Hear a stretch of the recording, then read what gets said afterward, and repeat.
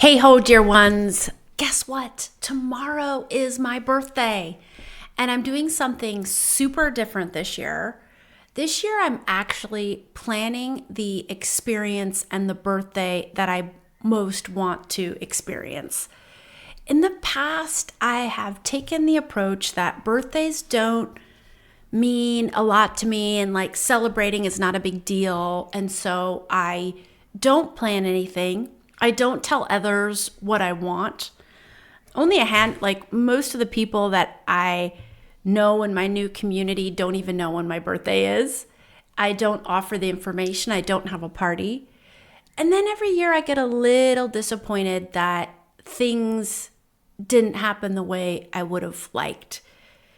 It's like I've been waiting for others to read my mind and give me what I want, and I'm slightly disappointed when people don't do that. And that's really silly.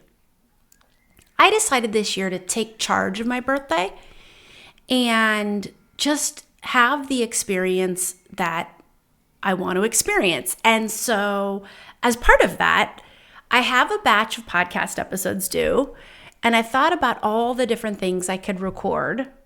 And I thought, well, what would be a great birthday celebration theme for this batch of podcast episodes? And I came up with inspirational stories. I love sharing stories. I love sharing inspirational stories that come from events that may seem on the outside looking in like a minor event, but when you scratch the surface, you actually see that there's really a lot there to unpack. And that's really the theme of today's inspirational story. So we're kicking off a 4-part series where I'll be sharing inspirational stories. And in today's episode, I reveal the first inspirational story, which takes place at London Heathrow Airport, where something unexpected and absolutely delightful happens. I'll end on an invitation that will have you feeling inspired and ready to pass that inspiration on to others. So please stay with me until the end.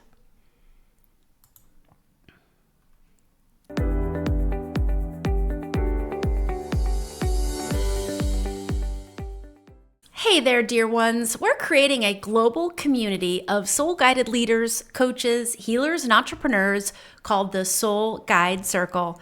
In the Soul Guide Circle, we're inviting in our spiritual gifts to get our clients even more results and transformation so they can create massive referral buzz.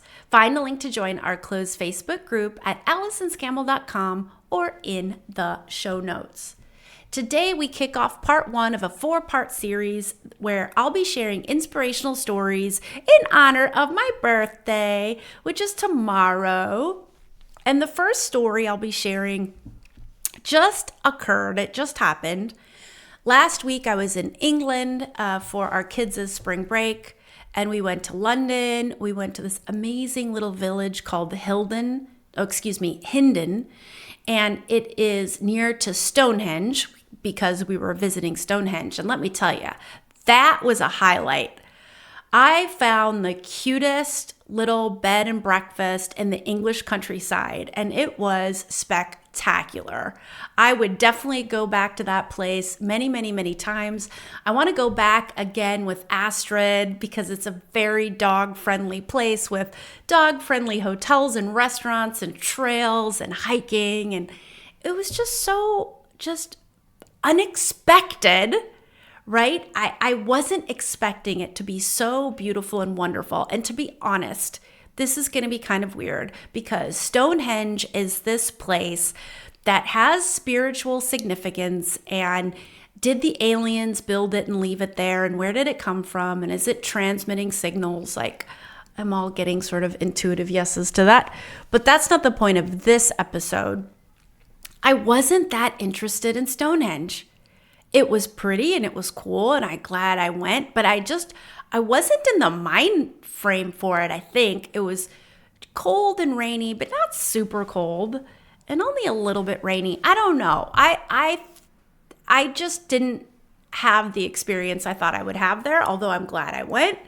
So if you haven't gone and it's on your list, keep it on your list. But let me tell you, the thing that blew me away was this cute village.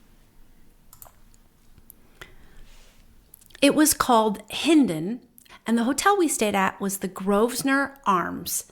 And I don't know, what was it about the place? It had this great energy. There were all these really young people who worked there, and they were all kind of cool and well-dressed and just not the people you were expecting to work at a very small village inn. And I loved the vibe, and the food was ridiculous. It was so good. And the rooms were so cute.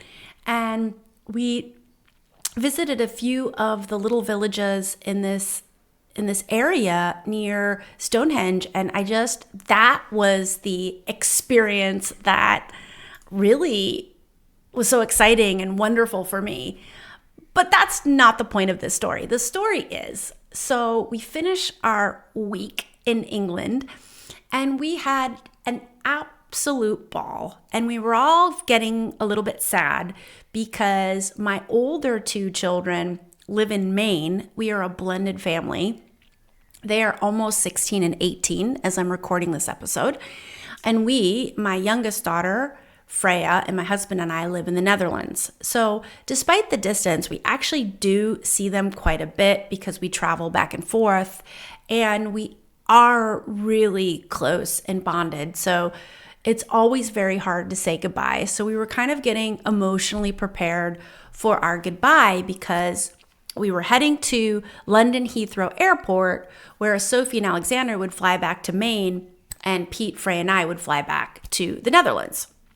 So we rented a car, and we went back to the car rental, and we had to take a shuttle from the car rental place to the terminal. And I have to say, and I'm going to say we rented from Hertz, just to give Hertz some advertising here, because we had such a good experience with the shuttle drivers. When we were picking up the car at the start of our trip, of course, we had to take a shuttle from the terminal to the car rental place, and the driver was just delightful.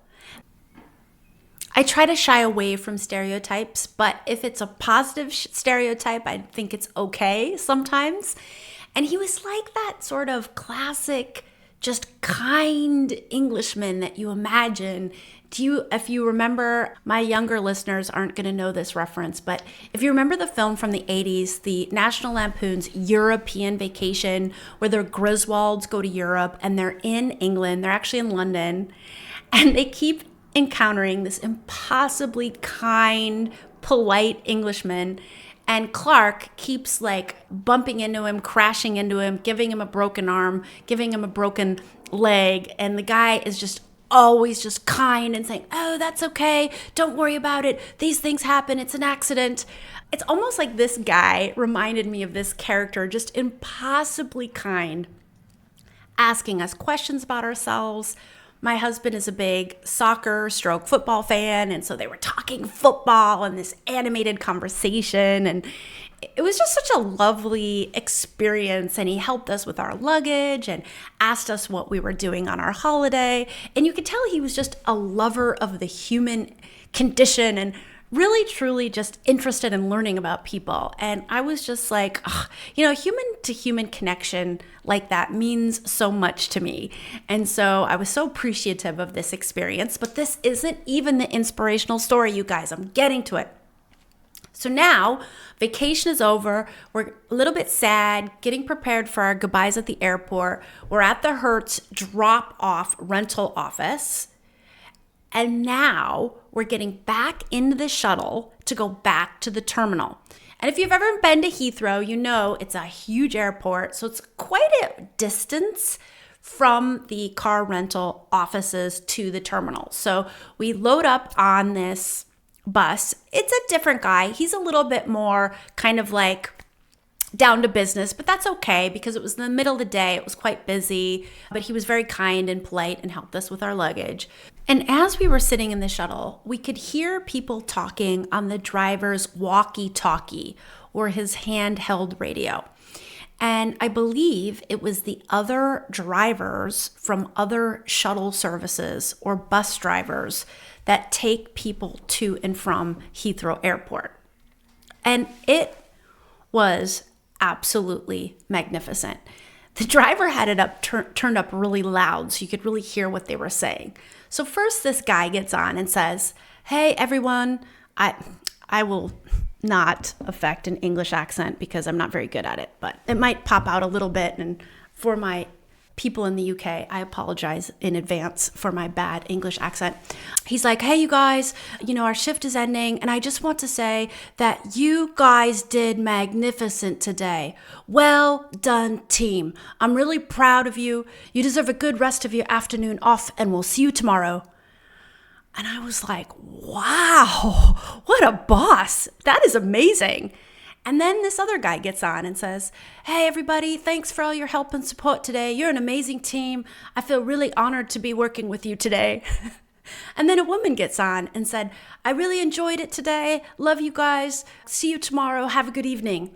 And it just like person on person, they were all signing off for the day. And everybody got on and just said this really kind, uplifting, respecting, inspirational, for me anyway, sitting there listening to it, message to each other. And I just was sitting there. I was looking at my daughter, Sophie, and she was looking at me and we were like, this is freaking fantastic. And people were just being kind to each other and uplifting and appreciative. And it was very subtle, but it was so unexpected. I can imagine being a shuttle driver at one of the largest airports in the world is stressful. People are rude. It can get probably monotonous, I would think. I don't know. But something is happening with this group of people anyway, where they clearly had a very good working environment with people who supported them, told them they did a good job, rewarded them for a good effort, and they felt appreciated and respected. And you could just feel that in their voice. And it left me feeling like, wow, those people were just so kind to one another. And it wasn't an act. People weren't, I could hear the sincerity in people's voices. That's something that's hard to fake.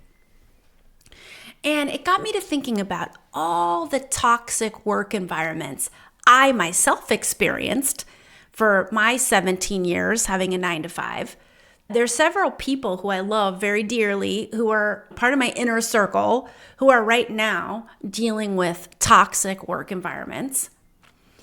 And it always makes me so sad when you hear about toxic work environments because I just say to myself, why? Why can't we just be kind to one another? Why can't we just respect one another? And I think what's really ultimately happening is that it's the ego just takes over and people feel like they need to save face. People feel like they need to guard all the glory work for themselves. It's like this zero-sum game. If I let you shine, that means I won't shine. Instead of, hey, let's shine a light on each other and we can lift each other up. And it was so inspiring for me to be sitting in this unexpected sort of cramped, hot bus, heading to an airport to get on a flight, to say goodbye to my kids. And there I was, just listening to this beautiful human-to-human exchange of kindness, respect, and what I felt to be mutual admiration of each other. And it left me inspired. It left me feeling like I myself want to spread that. I myself want to pass that on, which is why I'm recording this podcast episode. I want to pass it on to you. And I want to find ways in my everyday where I can pass on unexpected kindness to others, unexpected praise or gratitude or thanks. I want to be inspired by these people and pass this kindness on. And so I would love to get some stories going of some unexpected kindness that you might have experienced or unexpected inspiration. So I would love for you to share your stories, if you feel so called, in our closed Facebook group, Soul Guide Circle, and just share a post of an unexpected act of kindness that you experienced that really left an impression.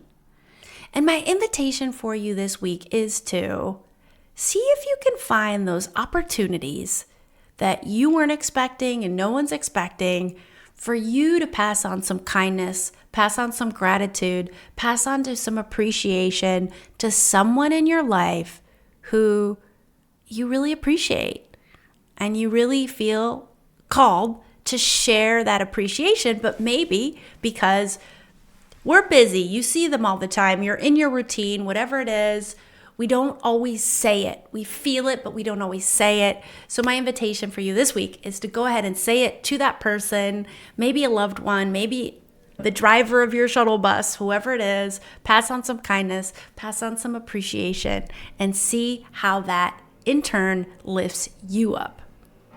All right, that's a wrap for this week. If you want to give me some birthday love, you may do so by heading over to the show notes or wherever it is you listen, hit subscribe, and leave me a happy birthday rating and review.